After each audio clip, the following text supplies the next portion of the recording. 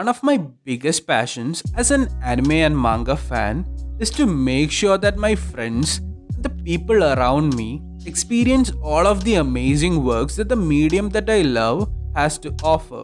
I've watched most of the modern mainstream anime other than shows from 2021 because I don't like watching shows weekly.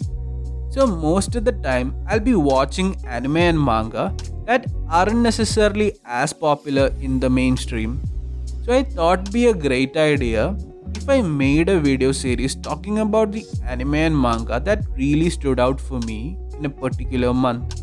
It'll serve as a good way for me to track all of my favorites that I experienced in a particular month while also hopefully being a video series that would give you guys some good recommendations of series to experience. Comment down below whether this is a video series you guys want me to continue every month. I'm very interested in it, but I'm not sure whether you guys would be as well. And don't forget to subscribe to the channel if you enjoyed this video or found some value in it. Grab a drink, grab a snack, and now, without further ado, let's get to the video.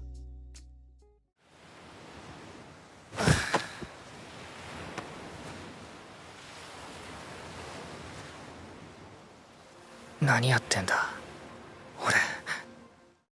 One of the anime that really stood out for me this month and is now a favorite anime of mine is this show called Honey and Clover. Honey and Clover is a 2-season 36-episode anime written by the same author as the highly acclaimed Sangatsu no Lion. It's a slice of life drama anime set in college following a cast of characters at a very specific age group. An age where people are confused about what they want to do with their life as they move on from college to the workforce. It's a show that really resonated with me and my current life of being in my 20s. The messages in the show all come from various perspectives that don't try to shoehorn you an answer, but more so provides you with more optimistic possibilities in life. The characters are all relatable and are a joy to follow. The dialogue writing and its prose are consistently phenomenal. Just take a look at the simple dialogue for example. 小さい頃、僕には観覧車が何のためにあるのかがわからなかった。今なら、なんとなくわかるような気がする。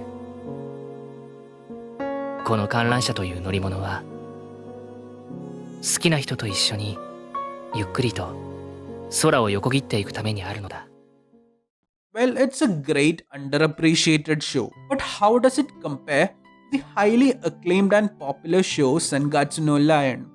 Well, it's hard to compare both of them because despite them both being very realistic, well-written dramas, they both have very different directions. Sangatsu no Lion focuses on all kinds of age groups from people in their older age trying to keep doing the sport they love at the highest level to a middle school girl getting bullied by her peers. Sangatsu no Lion is the more polished and calculated work of the author, while Honey and Clover focuses on a specific age group.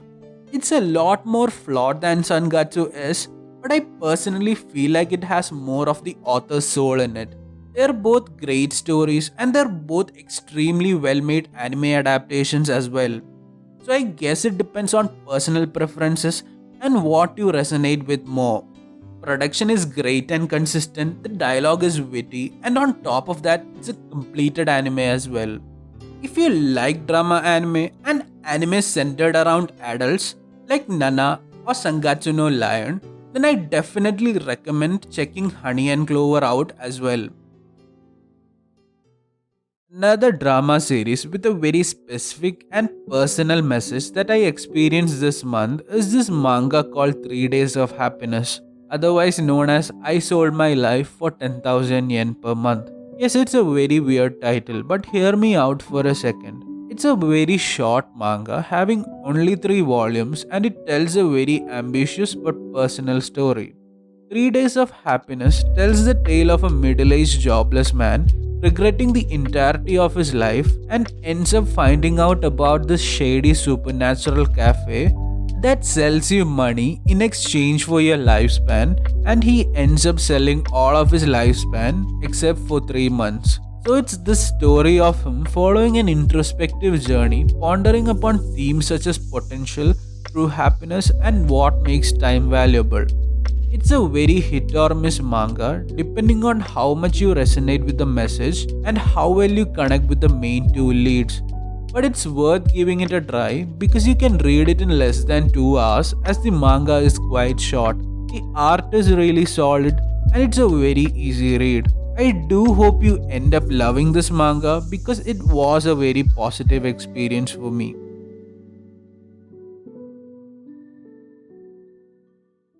I like to keep my media experiences as diverse as I can so I don't get burned out on a specific genre. And I'm a massive fan of the fantasy genre in fiction. I think it's a wonderful genre that dives into very human topics in interesting ways, and I love the aspect of creating brand new unique worlds from scratch and making it come to life. But fantasy in anime these days has not been hitting me for the most part, other than the occasional shonen manga adaptations and works like Made in Abyss or Hoseki no Kuni. Fantasy has been oversaturated with isekai, a subgenre that I'm not too fond of in the modern day because they're very surface level interpretations of high fantasy. Where am I going with this rant? Well, I ended up finding a brilliant modern fantasy story in animation, but it wasn't an anime. It was a Chinese animation, otherwise known as Donghua, but I will simply call it anime for the ease of this video, and I want to highlight it and recommend it to more people because it truly deserves to be experienced by every anime fan.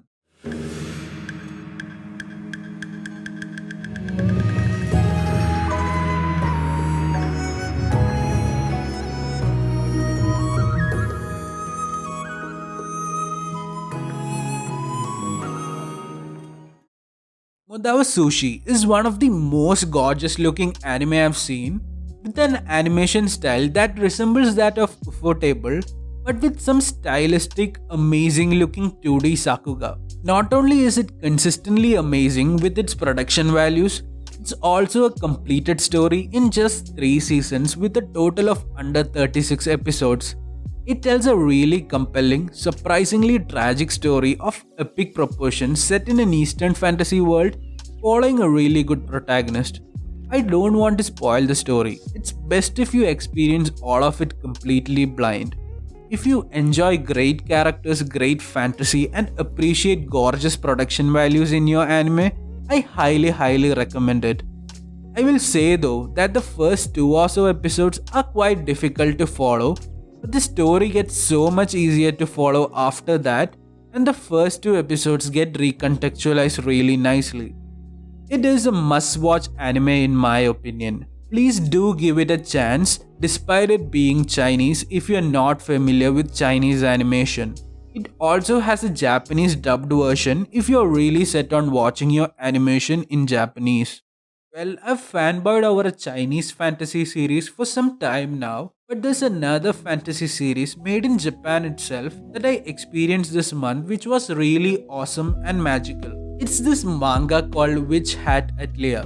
Witch Hat Atelier is a manga that has been getting steadily more and more popular lately, and for good reason. It's a manga that thrives in its creativity. It's an absolutely gorgeous looking manga with some of the most creative panels that you could find, having a very refreshing fantasy world that is very reminiscent to Western high fantasy literature but with its own unique identity.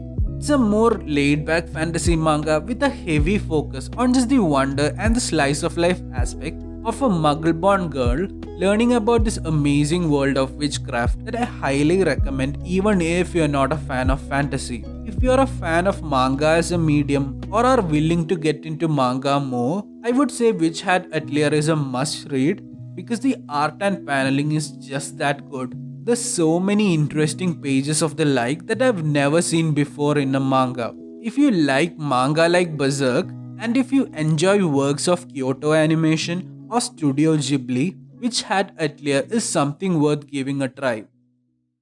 These are the 4 anime and manga that really stood out for me this month. I hope you guys enjoyed this video and got some really good recommendations from it, or are happy that some of your favorite underrated shows got a little bit of the recognition that it deserves. The 4 of the shows that I talked about today are really wonderful anime and manga that really deserves your attention, and I hope you guys check out some of them. I won't probably do it next month because I'm trying to watch seasonal anime at the moment to make a top 10 anime of the year list by the end of this month. But I do want to continue doing this video series if my audience likes them too. It seems very unlikely now, but I'm trying to get to 1,000 subscribers by the end of this year or the start of next year, so do subscribe to my channel if you haven't. Also, do tell me what your favorite anime and manga experience of the month was in the comment section below. Again, thank you for watching this video. I hope you guys have a wonderful day.